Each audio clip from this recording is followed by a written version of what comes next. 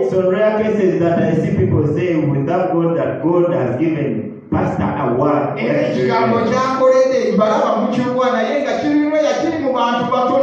I see you taking the word, but I see it's rare. Just a few people.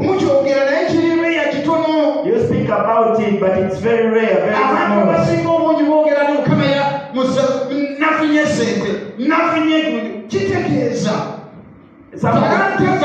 It means our talents are supposed to touch people's lives. Yes, praise Jesus. They should touch someone's life.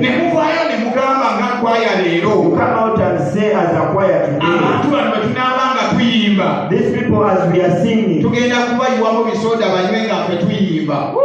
Amen. They will be taking sodas as we sing.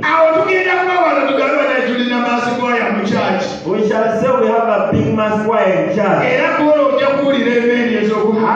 And that day you're going to hear a very powerful amen. Because you touched our usual life. So, may God help us so that we may use our talent. I want to tell you, Christian, hearing me today. It's God who gave it to you. And you are going to be accountable to God. Not before the pastor. Pastor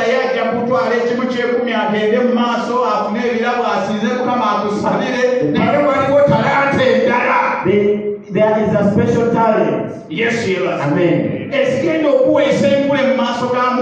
That will give you a crown before the Lord. Private in your life. And that will be private in your life. You feel you can't live without doing it. You can't stay without it.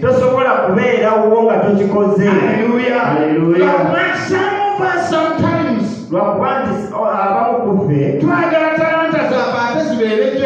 we want our talents to be genuine.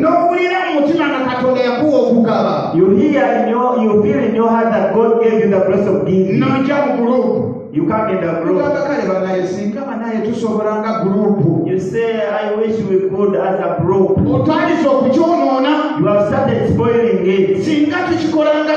I wish we do it as a group.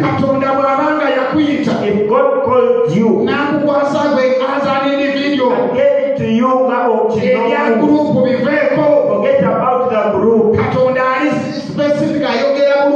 God is specific and He speaks very well. He knows that the group items are for the group.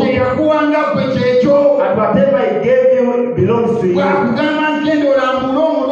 So when He says don't visit a patient, don't wait for the group. That is your talent. Get up as you. That is why they blame the churches. And they blame the pastor. And the people with the talents are the